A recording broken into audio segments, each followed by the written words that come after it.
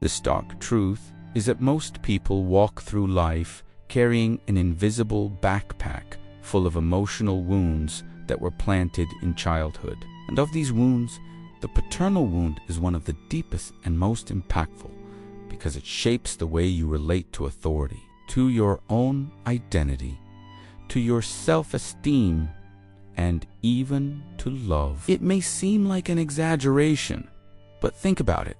How many times have you sabotaged yourself before achieving something important? How many times have you felt that you didn't deserve that promotion, that healthy relationship, that opportunity? Well, this didn't come from nowhere. And today, you're going to understand exactly where it came from and, more importantly, how to start healing it. The paternal wound isn't simply about having or not having a physically present father. Oh, if only it were that simple. It's much more subtle and treacherous than that. You may have grown up in the same house as your father, had dinner with him every night, and still carry a deep paternal wound. How?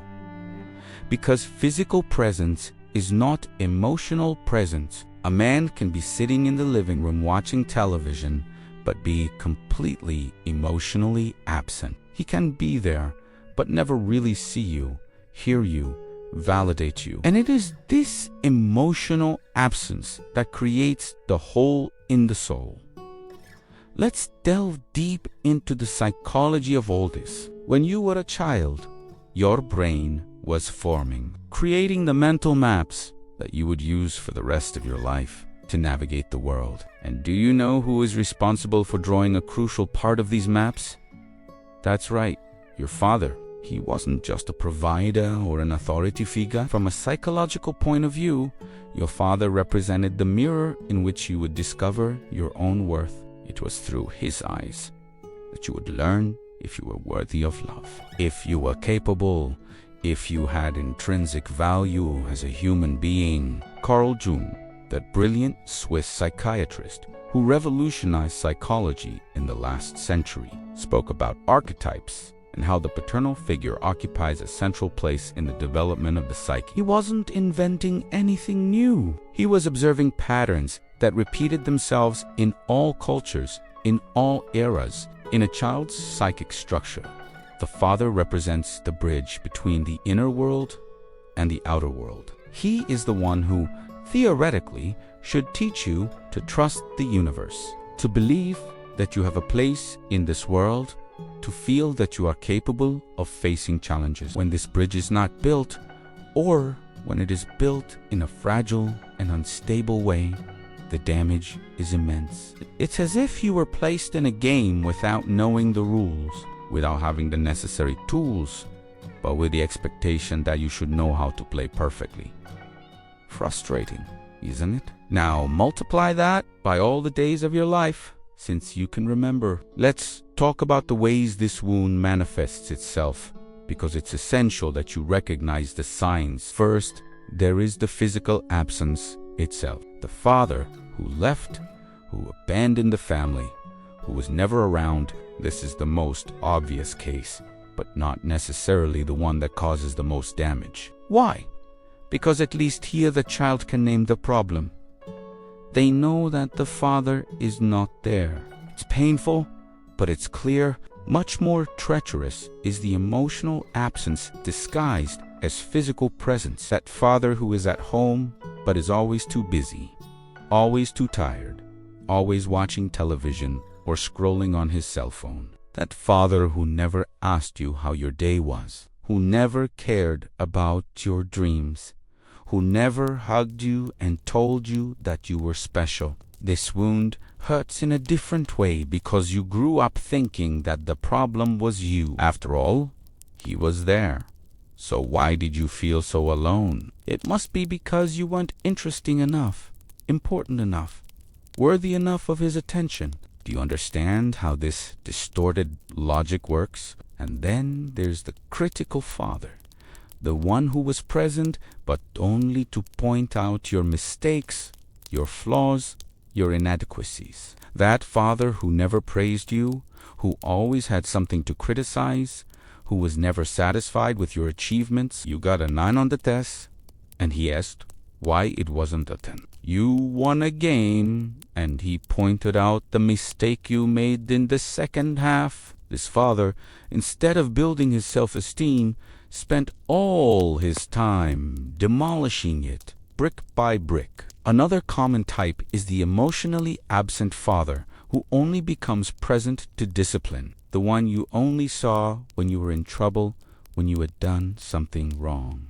The only form of interaction you had was through punishments, scoldings, and reprimands. Imagine what that does to a child's mind. They learn that drawing attention is bad, that being noticed only brings problems, that it's better to become invisible. And we can't forget the idealized father who never really existed. That father you saw in movies, in series, in your friends' families. That father who played, who talked, who cared, who participated. The wound here comes from the constant comparison between what you had and what you saw was possible to have. It's a somewhat ghostly pain, but no less real. Now, here comes the part that will make a lot of sense to you. These wounds don't stay stuck in the past. They infiltrate absolutely every area of your adult life, like a virus operating behind the scenes of your mental operating system. Let me show you exactly how this works in romantic relationships. For example, the paternal wound creates absolutely predictable patterns. If you grew up without receiving validation from your father, there's a good chance you'll desperately seek that validation from romantic partners. You give too much, accept crumbs of affection, tolerate disrespect, all because that wounded child inside you is still trying to gain the approval they never received. You literally choose emotionally unavailable partners because subconsciously you're trying to relive that childhood scenario and this time finally get the unconditional love that was missing. It's an attempt to rewrite history, but it rarely works because you're choosing the wrong people for the wrong reasons. Or the opposite happens. You build such high walls around your heart that no one can get close. You're so afraid of being abandoned again, of not being enough again, that you prefer not to take the risk. You sabotage relationships before they get serious. You keep everyone at a safe distance. You convince yourself that you don't need anyone, that you're better off alone, that relationships are too complicated. But deep, don't you know it's just fear? Fear of reliving that pain, of not being chosen, of not being a priority, of not being loved the way you needed to be. At work and in your career, the paternal wound creates an equally destructive scenario. You can develop what we call imposter syndrome, that constant feeling that you're a fraud, that at any moment they'll discover that you're not as competent as they thought. It doesn't matter how many degrees you have, how many promotions you receive, how many projects you successfully deliver. Deep down, that critical father's voice is still saying that you're not good enough, and you believe it. Or you become a workaholic. A work addict always chasing the next achievement, the next goal, the next recognition. But you know what's interesting?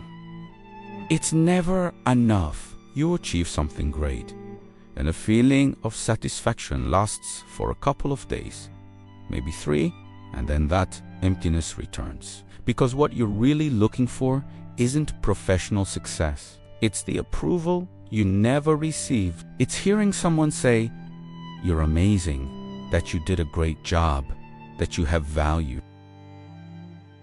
But no amount of external success will fill an internal emotional void. There are also those who develop serious problems with authority. Any figure of a boss, a leader, a supervisor is automatically seen as the critical father. You react disproportionately to feedback, become defensive, interpret any guidance as a personal criticism, or you do the exact opposite. You become excessively submissive, unable to stand up for yourself, accepting everything without questioning because deep down you're still trying to please that impossible to please father. And look how fascinating. If you're a man, the paternal wound directly affects how you construct your own masculinity. You can spend your whole life trying to prove that you're a real man. Whatever that means in your head, you repress emotions because men don't cry, don't show weakness, don't ask for help. You become aggressive, domineering, controlling, because that's how you think a man should be. Or you go to the other extreme. You completely reject everything associated with masculinity because, in your mind, masculinity is the same as your father, and you don't want to be anything like him. If you are a woman, the paternal wound completely shapes the type of man you will attract and relate to. Women with a paternal wound tend to choose emotionally unavailable, committed, abusive, or simply absent men. It's that story of, I always choose wrong. But it's not a wrong choice. It's a pattern. You are magnetically attracted to a specific type of man because he is familiar. He makes you feel what you've always felt. And however painful it may be, the familiar is comfortable for our psyche. Let's talk now about something that many people don't connect: the relationship between paternal wound and money. Yes, even that. If your father was absent or financially unstable, you may have developed a very complicated relationship with money. Some become extremely controlling financially, never allowing themselves to spend on anything because they have a chronic fear of going without. Others go to the opposite extreme.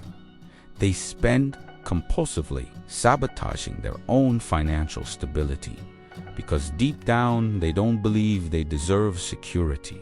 John Bowlby, the British psychologist who developed attachment theory, showed how our early relationships determine our ability to form secure bonds for the rest of our lives. When the paternal figure fails to create this secure attachment, you grow up with what we call anxious or avoidant attachment. In anxious attachment, you are constantly worried about whether people will abandon you, whether they really like you, whether you are important to them. In avoidant attachment, you convince yourself that it is better not to depend on anyone, that you don't need deep connections, that it's okay to always be alone. Now let's go even deeper down this rabbit hole. The paternal wound doesn't just affect you individually, it creates generational effects. If you don't heal your paternal wound, there's a huge chance you'll pass it on to your children. Even if you swear you'll be different, that you'll never make the same mistakes, that you'll be the father or mother you never had. Because unhealed wounds manifest in ways you can't even imagine. You might become overprotective, suffocating, controlling. Because you're so afraid of failing like your father failed that you end up failing in another way. Or you might become too critical, too demanding, because in your head, if you're tough on your children, they'll be better prepared for the world. But what happens? You reproduce exactly that critical father who hurt you. Modern neuroscience, especially the work of Dr. Bessel van der, author of the book The Body Stores the Wounds, shows how emotional traumas are literally stored in our bodies. It's not just self-help nonsense, it's real science. Your body stores the memory of that abandonment, that rejection, that constant criticism, and these memories manifest as anxiety, as depression, as physical symptoms, chronic pain, digestive problems, insomnia, muscle tension. But here comes the good part of the story, the light at the end of the tunnel. All of this can be healed. It's not easy. It's not quick. But it's absolutely possible. And the more you understand the mechanisms behind the wound, the more power you have to change. The first step is to recognize that the wound exists. It seems obvious, but you have no idea how many people spend their entire lives denying, rationalizing, minimizing. Oh, my father did the best he could. He had to work very hard. It could have been worse. All of this may be true, and yet you may have been hurt. The two things coexist. Your father may have done the best he knew how to do and still caused you deep wounds. Recognizing this is not ingratitude, it's honesty. Then you need to feel the emotions that have been repressed. This is crucial. Our culture teaches us to suppress emotions, to get over them, to move on. But unresolved emotions don't disappear. They remain there, buried alive, causing havoc behind the scenes. You need to give yourself permission to feel anger, sadness, hurt, disappointment, not to ruminate indefinitely, but to truly process them. Cry if you need to. Scream into a pillow if it helps. Write letters you'll never send. Go to therapy, preferably with someone specialized in childhood trauma. Therapy, by the way, is not a luxury. It's a necessity, especially for deep wounds like this. A good therapist, whether using a psychoanalytic approach like Freud and his followers, or using cognitive behavioral therapy, EMDR, or any other proven methodology, will help you map your psyche, understand where the traps are, identify patterns, and, most importantly, create new neural pathways. You also need to rewrite the narratives you tell yourself. That story about you not being enough, lies. The one about you not deserving love, lies.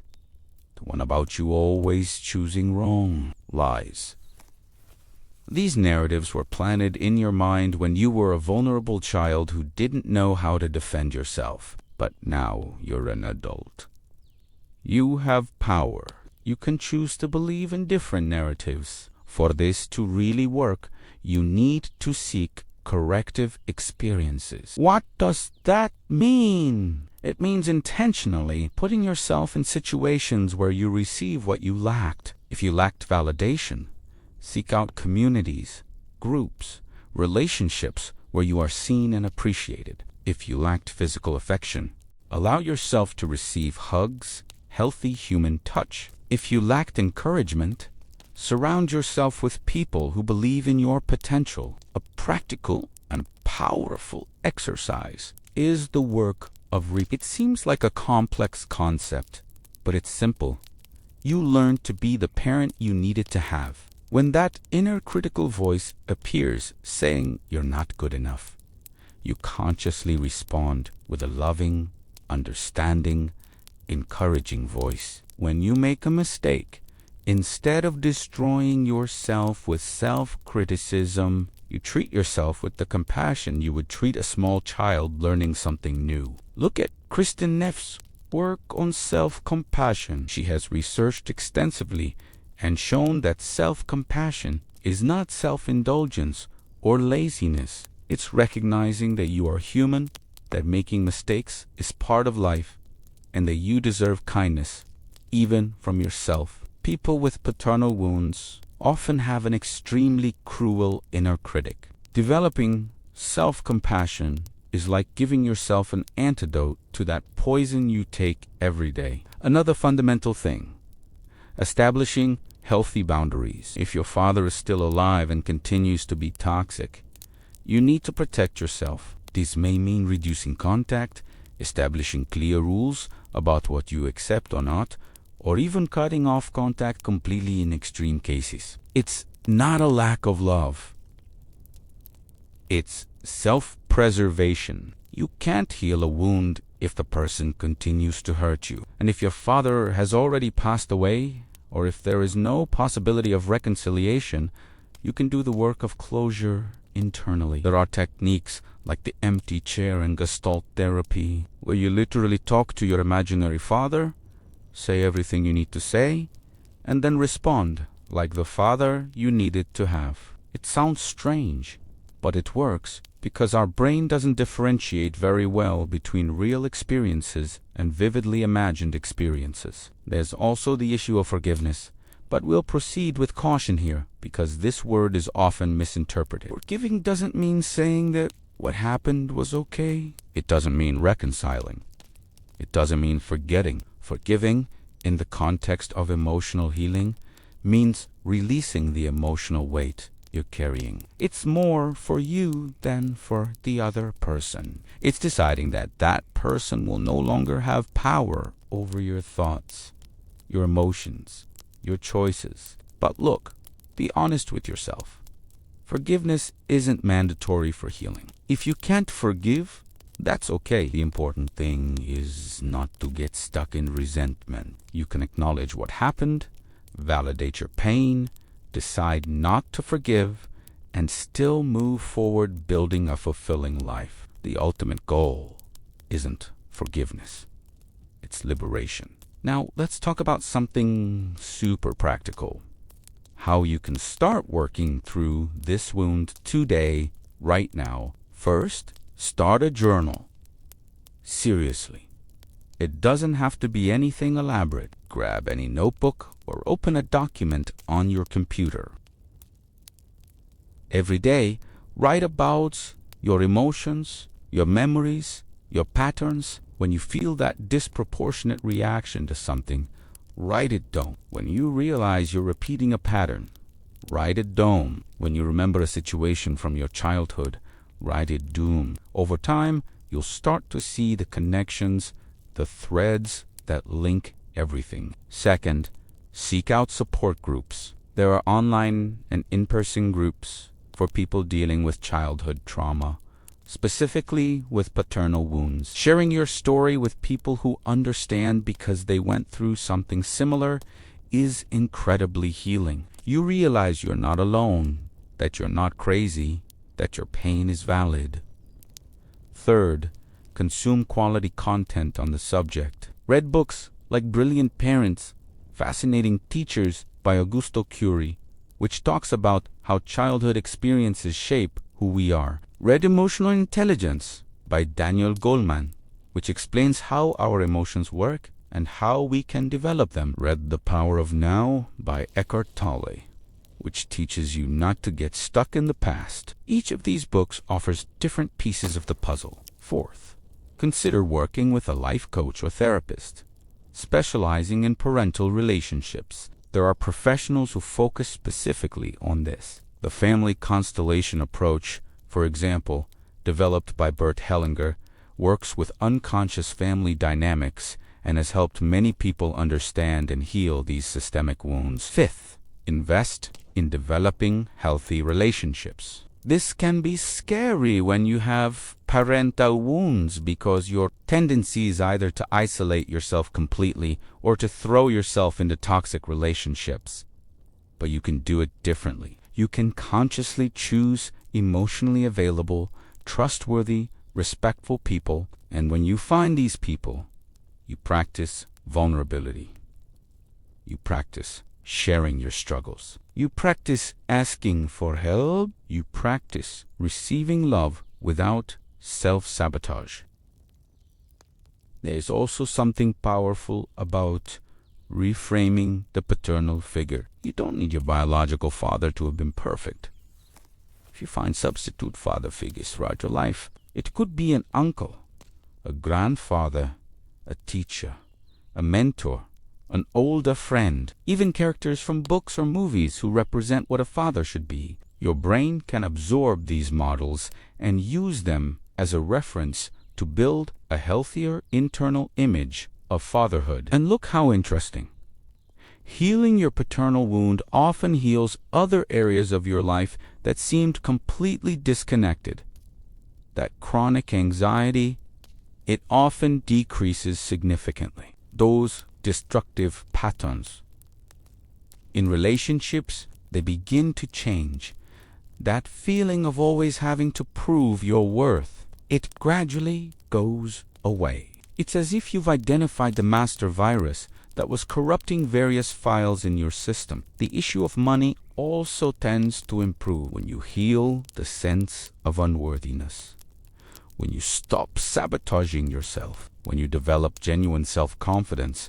Your finances naturally tend to improve, not because you're going to win the lottery, but because you're going to make smarter choices. Allow yourself to earn more and stop throwing money away on things that don't matter. trying to fill emotional voids. Your physical health also tends to improve. As I said before, the body holds on to wounds. When you start releasing these emotional tensions, the body relaxes.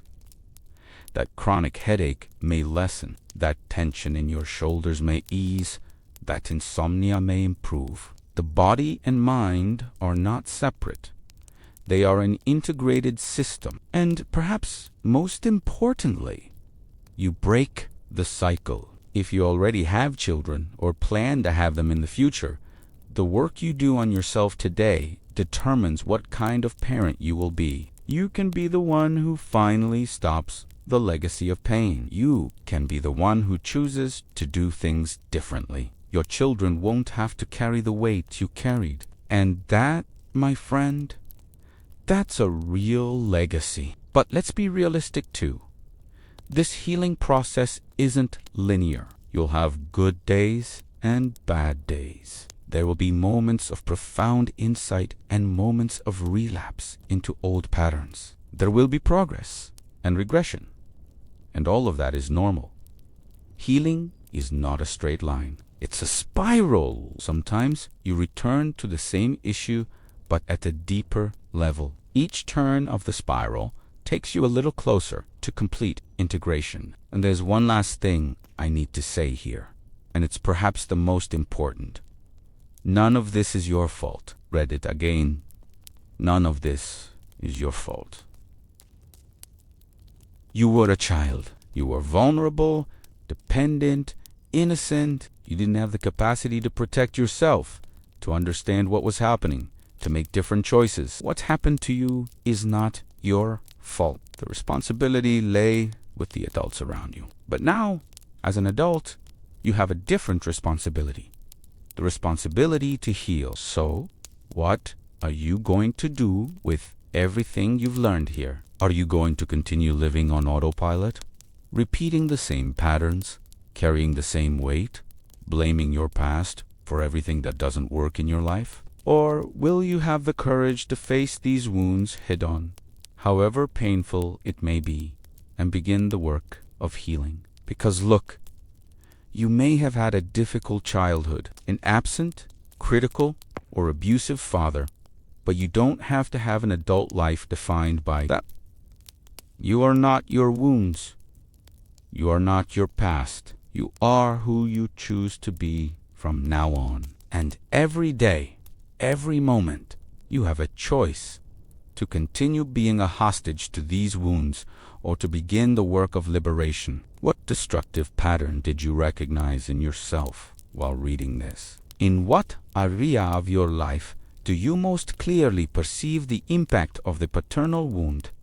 In relationships, at work, in your relationship with money, in your self-esteem? Think about it. And more importantly, what step will you take today, now, at this very moment, to begin the change? If this content made sense to you, if you recognized your story here, if you felt that tightness in your chest that comes when the truth is told without makeup, then you need to continue on this journey of subscribe to the channel and turn on notifications because there's so much more transformative content coming soon. This is just the tip of the iceberg. There's so much more depth for us to explore together. And believe me, this knowledge can literally change your life. I'm not exaggerating, it really can. But only if you commit to the process. Only if you choose to do things differently. The choice is yours. It always has been.